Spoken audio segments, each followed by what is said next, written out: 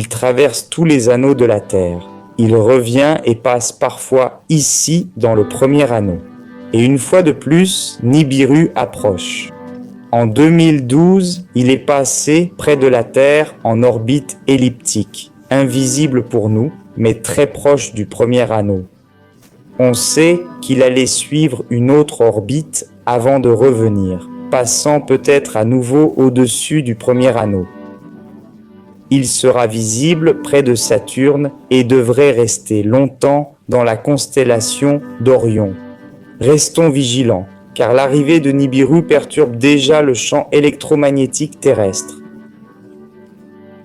Le champ de Nibiru exerce une pression sur la lentille atmosphérique de la Terre. On les appelle les couches atmosphériques. Il y a plusieurs niveaux. Il y a la basse, moyenne et haute couche. Ces couches agissent comme une loupe géante et subissent une pression comme écrasées par l'arrivée de Nibiru. Cela provoque cette anomalie optique, cet effet sur les astres et les étoiles. On ignore ce qui va se passer, mais il faut se préparer à un possible changement climatique. Quelques catastrophes naturelles. Des cataclysmes peuvent survenir dans diverses régions du monde. Séismes, tsunamis, éruptions volcaniques, tempêtes. Les scientifiques envisagent déjà une possible anomalie dans notre système. Une panne des télécommunications pourrait aussi se produire. On pourrait manquer d'électricité pendant quelques jours. Un déplacement de la calotte polaire est également possible. Cela peut arriver. Il y a 72% de chances que la calotte bouge et que des séismes frappent l'Atlantique près des Açores. Et beaucoup d'autres choses peuvent se produire. Rien n'est sûr à 100%, mais on doit être prêt et connaître ses possibilités. Donc, pas de raison de paniquer. On a l'aide d'intelligences supérieures qui savent que l'humanité doit se protéger.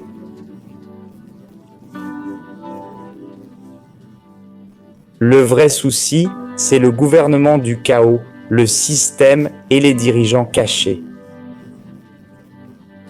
Ils savent que Nibiru approche, ils savent que l'onde négative va débuter, que la Terre va traverser cette transition, cette descente, et ils tentent de créer une situation artificielle pour provoquer des événements non naturels sur Terre avec des armes qui manipulent le climat, causant séismes et tsunamis artificiels pour essayer de décimer la population.